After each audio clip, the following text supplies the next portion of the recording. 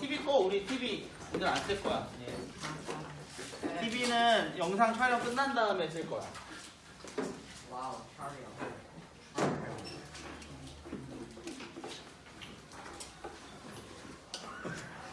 왜 웃어?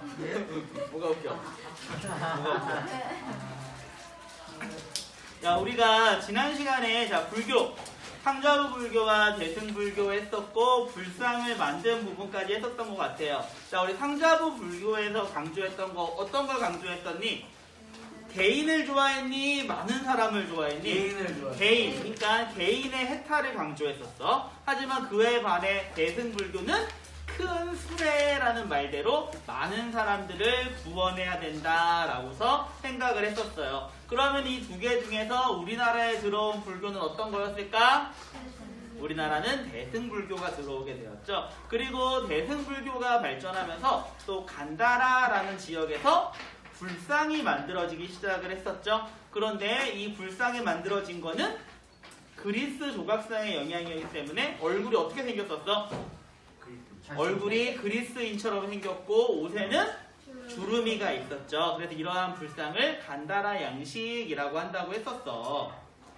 자, 그런데 우리가 이렇게까지 불교가 발전을 했는데, 인도에서 불교가 발전을 했는데 지금의 인도 사람들은 불교를 거의 안 믿고 힌두교를 믿지요. 자, 그러면은 대체 왜 힌두교에는 어떠한 매력이 있길래 인도 사람들이 불교를 버리고 힌두교를 믿게 되었는가?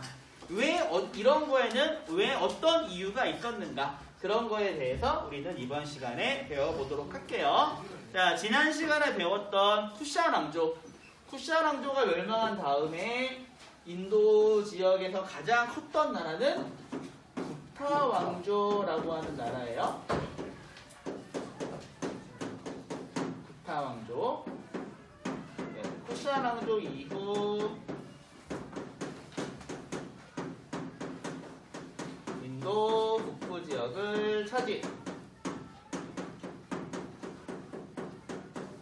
구타 왕조는, 쿠샤 왕조는 위에서 내려온 유목민족이 세운 나라잖아. 그러니까 쉽게 말해서 외국인들이야. 다른 민족한테 지배를 당했던 거야. 다른 민족에게 지배를 당했다가 걔네들의 지배에서 벗어났어. 그러면은 이 사람들은 어떻게 할 것 같아? 그 다른 민족들한테 우리의 문화가 어떻게 됐다? 파괴당했었다라고 생각을 하겠지. 그래서 우리는 다른 민족에게 오염된 문화를 다시 되살려서 옛날에 있었던 우리의 문화를 다시 되살리자. 이렇게 생각을 했었을 거야. 그래서 구타 왕조는 보면은 전체적으로 원래 인도에 있었던 문화를 되살리면서 거기에 따른 것을 발전시키기 위한 게 구타 왕조의 문화의 모습이었어요. 하지만 그런 것과는 별개로 이 구타 왕조가 존재했던 시기는 세계적으로 이민족들이 많이 이동을 하던 시기였었고, 그러한 흐름에 맞춰서 이 구타 왕조 역시 중국 북쪽에 있다가 서쪽으로 이동해온 민족, 한 나라에게서 쫓겨났던 민족, 누구? 흉노. 자, 흉노는 이민족의 침입이 굉장히 많았었고요. 그러던 과정에서 왕권이 약해지면서 서로 왕이 되려고 싸우는 왕위 쟁탈전, 왕권 다툼이 계속되면서 얼마 하지 못하고 멸망을 했어.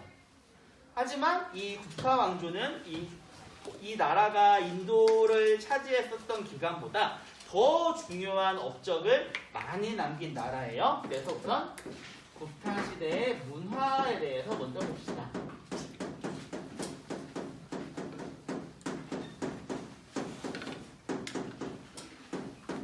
구타 시대의 문화. 구타 왕조 때는요, 지난 시간에 배웠던 쿠샤 왕조 시대의 문화를 안 좋은 문화, 외래 문화라고 생각을 했어. 외국의 문화. 그래서 그런 게 아닌 원래 인도에 있었던 문화, 인도 고유의 문화를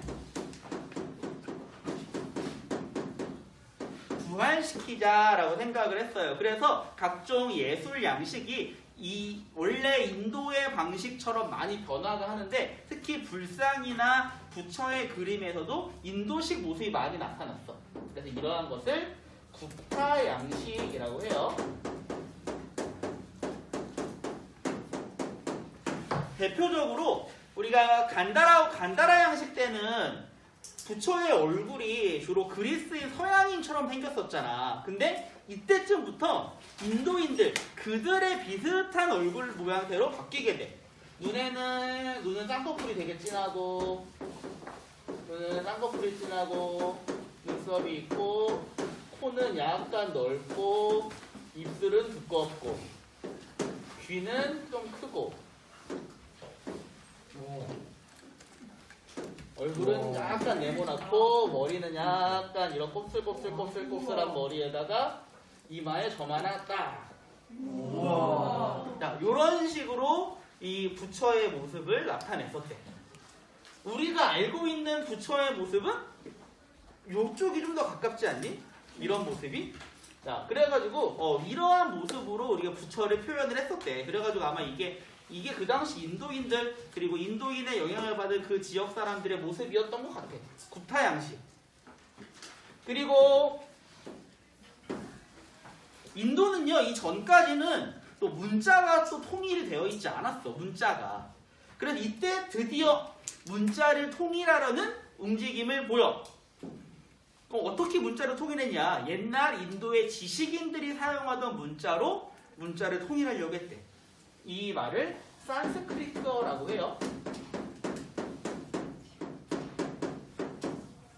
순수한 언어, 진실된 언어, 막 이렇게 부르기 있긴 하는데 사실 생김새는 되게 특이해. 막 이렇게 막 이런 모양의 뭐 이렇게 생기고 뭐 이런 모양의 아무튼 되게 무슨 벌레 기어가는 것 같은 막 그림인데 우리가 교과서 56페이지에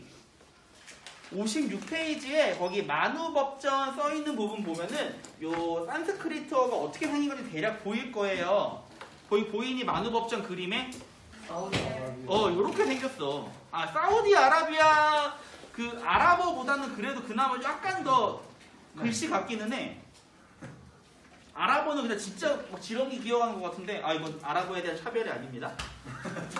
네, 그렇긴 한데 뭔가 우리가 볼 때는 대체 이거는 이걸 어떻게 구분해서 읽을까? 이게 대체 무슨 말일까? 굉장히 참 읽기 힘든 말인 것 같아요. 그래도 이 당시 사람들은 굉장히 잘 읽었고 이 산스크리트어를 널리 많은 사람들이 알 수 있도록 하려고 했대. 그러면은요, 이 문자를 많은 사람들에게 보급하기 위해서는 이 문자를 이용해서 뭐를 해야 했을까? 하는 게 좋을까? 문자로 책을 쓰면 좋겠죠. 그래서 이 산스크리트어로 문학 작품이 발달을 했어요. 문학이 발달을 했어. 우리나라 같은 경우에도 한글을 사람들이 사용하기 위해서 한글로 문학 작품 많이 썼었죠. 책을 읽게 만들기 위해서. 너희들도 어릴 때부터 글자 배울 때 책 읽었고 그런 거야. 자, 그리고 또 이 시기에는 학문도 발달을 했는데 학문이 발달했는데 하늘, 별을 보면서 지구가 둥글다, 그 다음에 지구의 둘레 길이까지 계산을 했대. 천문학과 수학이 발전을 해요. 특히 수학에서는 우리가 지금도 굉장히 많이 쓰고 있는 어떤 개념이 이때 만들어졌어. 바로 0, 제로. 십진법은 우리 이집트에서 나왔었잖아. 자, 그리고 0과 십진법이야. 그래서 0이 들어간 숫자 0, 1, 2, 3, 4, 5, 6, 7, 8, 9라고 하는 우리가 사용하는 숫자의 원형이 이때 만들어져. 그리고 이 인도에서 만들어진 숫자가 아라비아 지역으로 전해져가지고 지금의 아라비아 숫자로 발전했어요.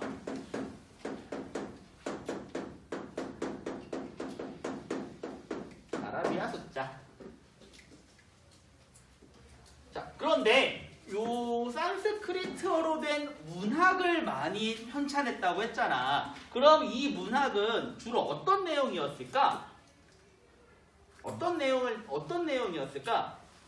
인도의 옛날 이야기, 옛날 인도에서 있었던 일, 그리고 인도가 뭐 어떻게 생겼나, 뭐 이런 인도의 창조와 관련된 내용들을 기록을 했을 거야. 그러면 여기에서 자연스럽게 무슨 얘기가 나오냐면은 아직까지도 인도인들의 이러한 생활 모습, 생활을 규정하고 있었던 어떤 신분 제도가 나올 수밖에 없어. 카스트제가 나올 수밖에 없고 또 브라만교가 또 나올 수밖에 없어. 하지만 인도 사람들은 이 브라만교에 대해서 아직까지는 사람들이 거부 반응이 있었어요. 근데 이 거부 반응이 카스트 제도에 대한 거부 반응이 아니라 브라만교에서 이거 너무 제도가 복잡해, 너무 돈을 많이 내라고 해, 브라만의 특권이 너무 강해, 이러한 몇 가지 안 짜잘한 이러한 내용들이었고, 결국 이 브라만교에서는 이러한 내용들을 전부 다 쳐내면서, 그리고 그 당시에 사람들이 또 많이 믿고 있었던 불교를 믿는 사람들, 불교의 교리를 또한 받아들이기 시작을 해요. 자, 그래서 이렇게 만들어진 구타 시대에 완성된 이 종교가 지금도 인도의 대부분의 사람들이 믿고 있는 힌두교.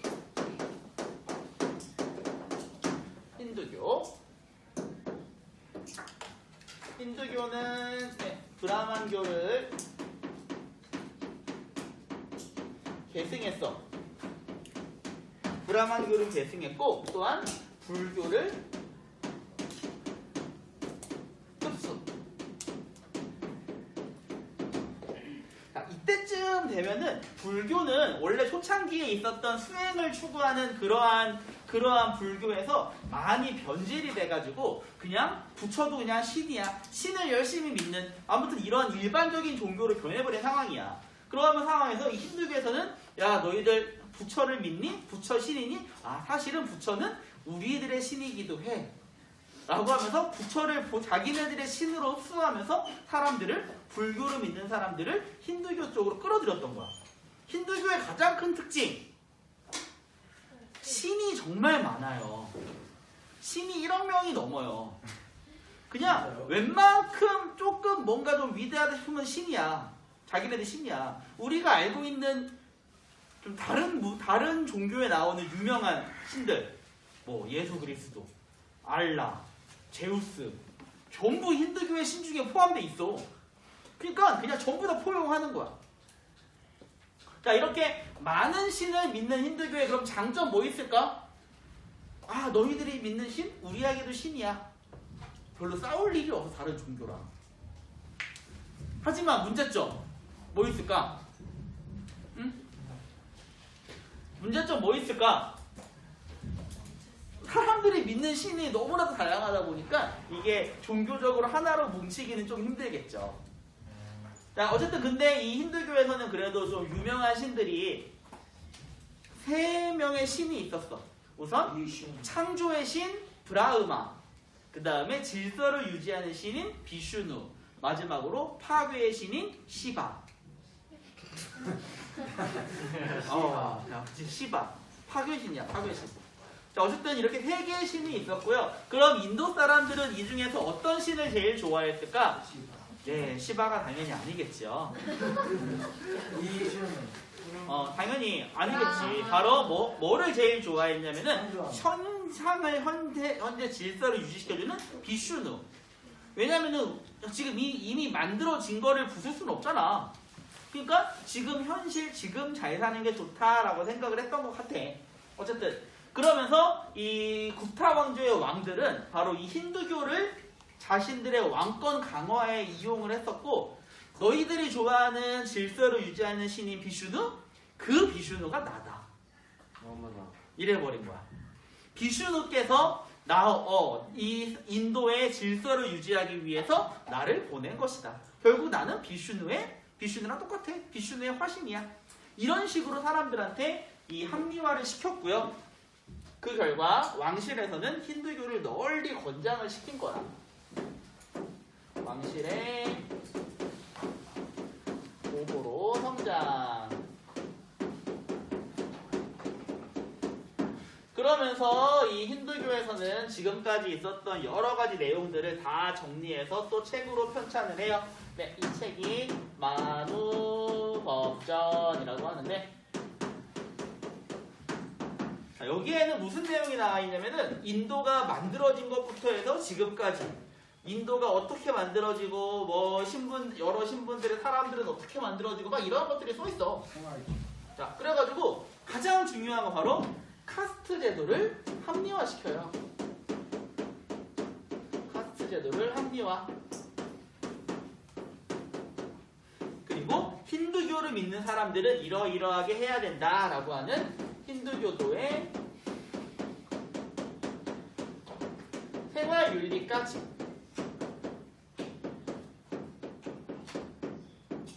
그래가지고 뭐 브라마는 뭐를 하고 샤트리아는 뭐를 하고 바이샤는 뭐를 하고 수드라는 뭐를 하고 이런 거부터 힌두교 하면 떠오르는 거 뭐 소가 뭐 힌두교에서 얼마나 중요한가 이런 거. 그 다음에 너희들이 웬만한 죄를 지었으면은 그거는 겐지스강에서 씻으면은 전부 다 죄가 없어진다 등등등 이러한 인도인들이 생각하는 그러한 내용들. 그 다음에 열심히 원래 명상은 불교 거였는데 이걸 불교로 흡수했기 때문에 이 명상을 하면서 바른 자세로 명상을 하면은 또 역시 뭐 좋아질 수 있다. 나중에 더 큰 도움이 된다. 그래서 인도에서 가장 중요한 명상법, 요가, 이런 것들이 이런 것들을 통해서 많이 발전을 해서 이 시대부터 지금까지 인도인들의 생활을 차지하고 있어.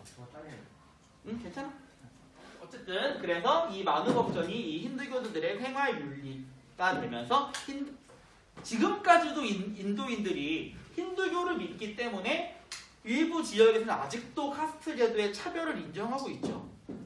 자, 그러한 것들이 바로 이 힌두교와 이 만우법전 여기에서 담겨져 있는 거예요.